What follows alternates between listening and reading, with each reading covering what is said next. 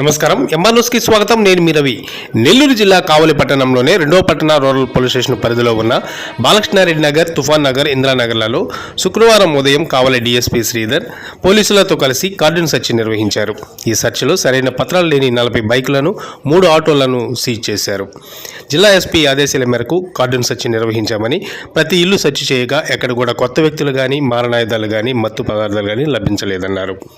సరైన పత్రాలు లేని 40 బైకులను, 3 ఆటోలను గుర్తించి వాటిని సీజ్ చేయడం జరిగిందన్నారు. ఈ వాహనాల యజమానులు సరైన పత్రాలు చూపిస్తే వాటిని ఇస్తామని, మిగిలిన వాటిని కావలి కోర్టుకు హాజరుపరుస్తామని ఆయన తెలిపారు. ఈ కార్డన్ సెర్చ్లో మొత్తం 88 మంది పోలీస్ సిబ్బంది పాల్గొనడం జరిగిందని ఆయన తెలిపారు.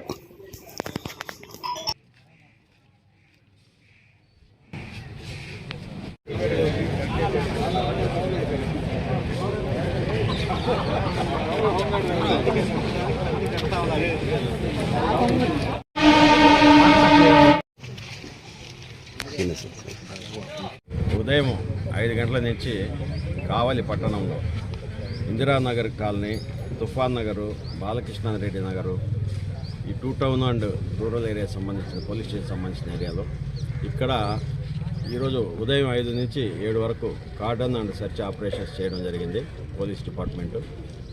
ఇందులో మొత్తంగా 88 మంది పోలీసులు పాల్గొన్నారు.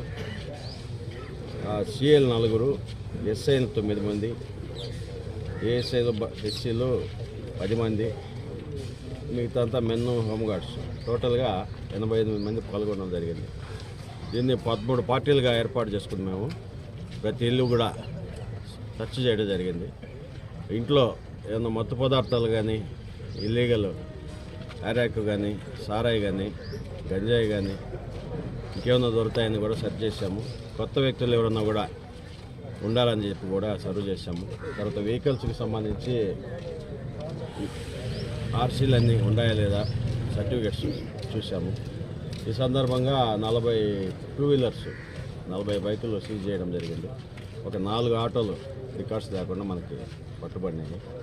వీటినంతా సీజ్ చేసి స్టేషన్లో పెడతాం.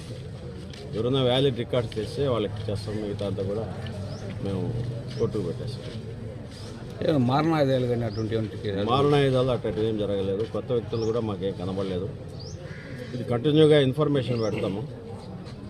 పబ్లిక్ కూడా కోఆపరేట్ చేసి ఇన్ఫర్మేషన్ మేరకు కరెక్ట్ అయిన సమాచారం వచ్చినప్పుడు మళ్ళీ కూడా సెర్చ్ చేసి ఇలాంటి మాదక ద్రవ్యాలు కానీ అలా ఉన్నా కూడా పట్టుకొని కేసులు కట్టడం జరుగుతుంది.